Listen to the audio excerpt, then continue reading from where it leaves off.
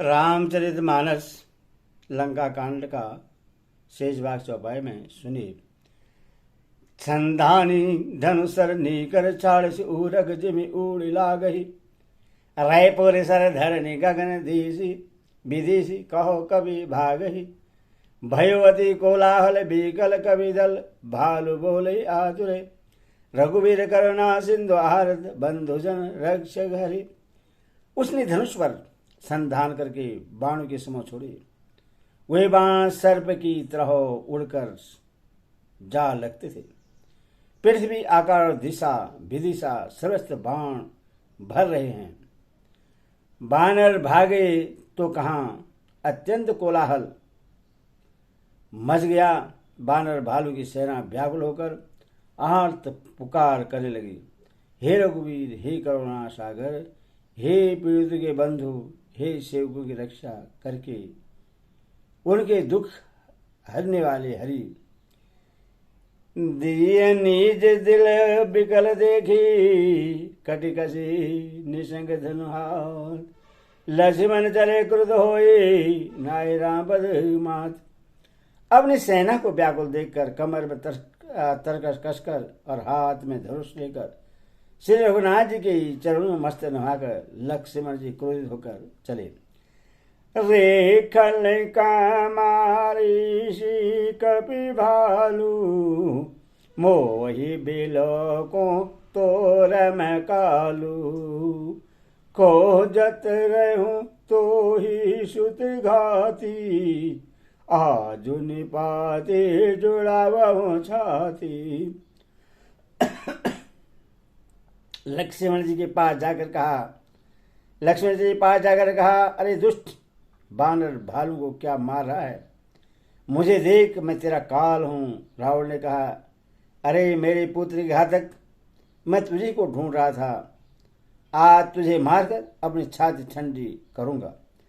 आशय काहे छाल से बान पर चंडा।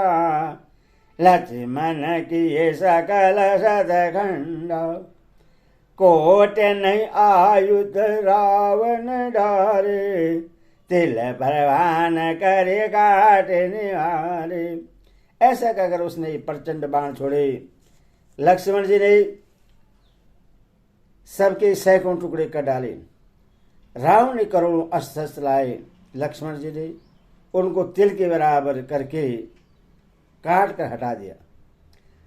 पुनि नियवान किन प्रहारो सयदन भंजे सारथि मारो। सत सत सर मारे दश भाला गिरी से गन जनो परवसई व्यालो। फिर अपने बाणों से उस पर प्रहार किया और उसके रथ को तोड़कर सारथी को मार डाला। रावण के 10 मस्तकों में 100 बाण मारे। वे सिरों में ऐसे पेट गए मानो पहाड़ के शिखरों में सर्व प्रवेश कर रहे हों। पोनी सतय सर हमारा उरे माही।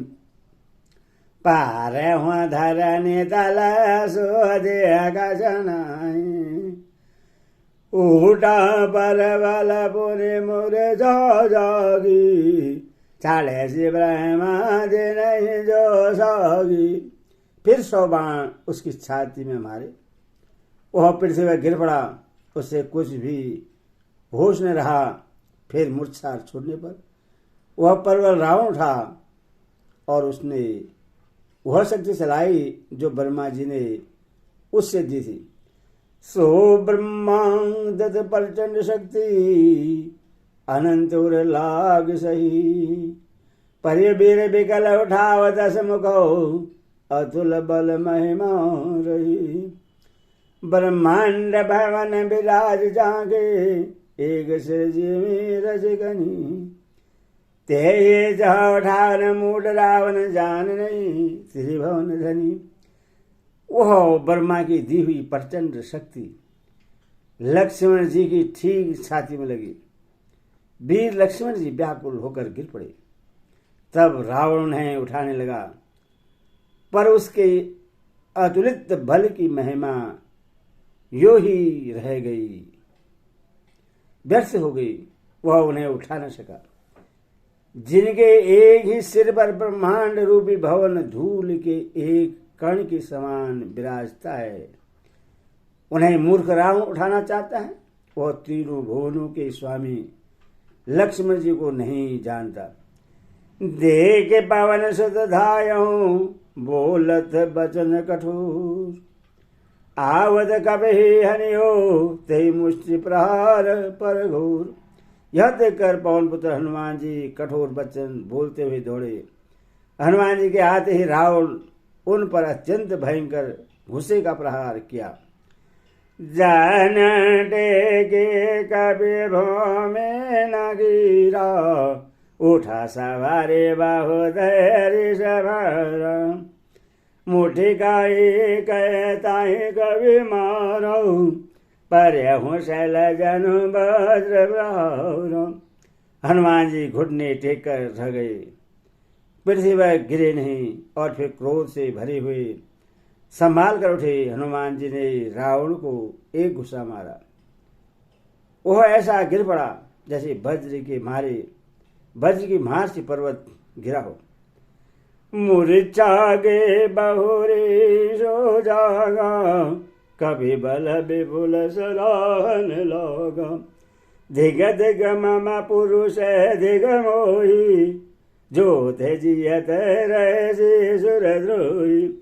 मूर्छा भंग होने पर फिर वह जगा और हनुमान जी के बड़े भारी बल को सराहने लगा। हनुमान जी ने कहा, मेरे पुरुष को धिक्कार है और मुझे भी धिक्कार है, जो हे देवद्रोही तो अभी जीता रह गया। अस कहीं लक्ष्मण कहु कवि लायो, देखि दशानन विस्मय पायो। कहो रघुबीर समुझूझिय भ्राता, तुम कृतांत भजग सुर त्राता। ऐसा कहकर और लक्ष्मण जी को उठाकर हनुमान जी श्री रघुनाथ जी के पास ले आए। यह देखकर रावण को आश्चर्य हुआ। श्री रघुवीर ने लक्ष्मण जी से कहा, हे भाई, हृदय में समझो, तुम काल के भी भक्षक और देवताओं के रक्षक हो। सोनत बचन उठी बैठ कृपाला, गए गगन सो सकत गौरलो।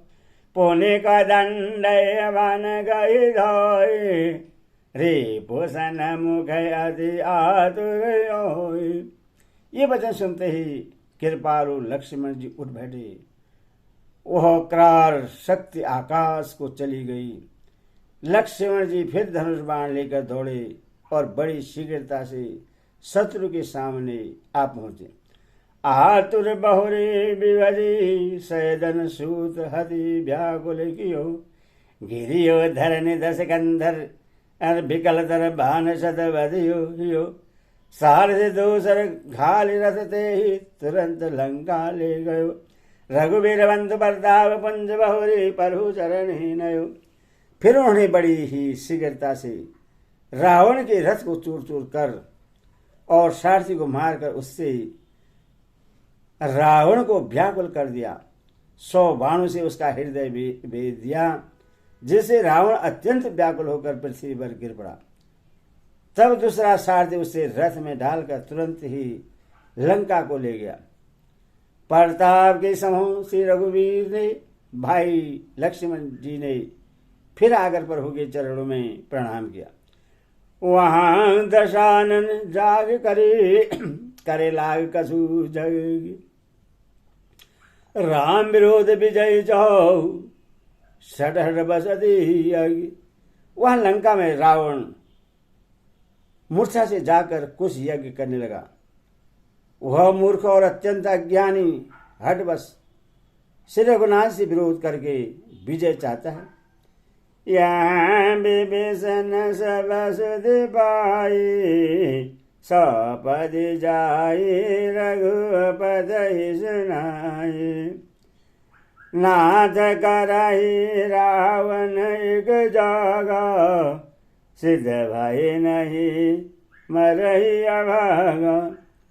जहाँ विभीषण जी ने सब खबर पाई और तुरंत जाकर श्री रघुनाथ जी को कह सुनाई कि हे नाथ, रावण यज्ञ कर रहा है, उसके सिद्ध होने पर वह भागा, सहज ही नहीं मरेगा। पठवहु नाथ बेगी बड़वंदर, करहि विध्वंसै अवध सकंदर। प्रातः हुत प्रभु सुबढ़ बढ़ाए, हनुम दादे अंगद सब धाये। हिना तुरंत बानर योद्धाओं को भेजिए जो यज्ञ का विध्वंस करे, जिसे रावण युद्ध में आवे। प्रातःकाल होते ही प्रभु ने वीर योद्धाओं को भेजा। हनुमान और अंगद आदि सब प्रधान वीर दौड़े। कौतुक को दे चढ़े कपिलंका, पेठे रावण भवन असंका। यज्ञ करत जब ही सो देखा, सकल कवि नभा क्रोध विशेषा। बानर खेल से कूदकर लंका पर जा चढ़े और निर्भय रावण के महल में जा घुसे। जो ही उसको यज्ञ करते देखा, तो ही सब बानरों को बहुत क्रोध हुआ। रन्ही तेरी जल भाजी गर आवा, यहाँ आए बक ध्यान लगावा। अस कही अंगद मारा लाता, चितवन सट सारद मन राता। उन्होंने कहा, अरे ओ निर्जय, रणभूमि से घर भागाया और यहाँ आकर बगुले का साथ ध्यान लगाकर बैठा है। ऐसा कहकर अंगद ने लात मारी, पर उसने इनकी ओर देखा भी नहीं। उस दुष्ट का मन स्वार्थ में अनुरक्त था। नहीं चीतव जब करी कोप कभी गई, दर्शन लातन मारही। धरी केश नारी निगारी बार, ते तीन पुकारही। तब उठे क्रुद्ध कीर्तान सम गई, चरण बानर डारही। यही बीज कवि न विध्वस कीर्त, मख देख मन महु हारही। जब उसने नहीं देखा, तब बानर क्रोध करके उसे दांतों से पकड़कर काटने और लातों से मारने लगे। स्त्रियों को बाल पकड़कर घर से बाहर घसीट लाए। वे अत्यंत दीन होकर पुकारने लगे। तब रावण काल के समान क्रोध होकर उठा और बानरों को पैर पकड़कर पटकने लगा। इसी बीच में बानरों ने यज्ञ विध्वंस कर डाला। यह देखकर वह मन में हारने लगा, निराश होने लगा। यज्ञ विधान से कुशल कवि आए, रघुपति पार। चले निशाचर क्रोध होए, त्यागे जीवन के आश। यज्ञ विध्वंस करके सब चतुर बानर रघुनाथ जी के पास आ गए। तब रावण जीने की आशा छोड़कर क्रोधित होकर चला। चाहे लज्जय होई अति अशुभ भयंकर, भेटगी दे उड़ाए सिरन पर। भयहूँ काल बस काहू न मानो, कहे शिव अजाबहु जो निशाना। चलते समय अत्यंत भयंकर अमंगल अवशकुन होने लगे। गीत उड़ उड़कर उसके सिरों पर बहने लगे, किंतु वह काल के वश में था।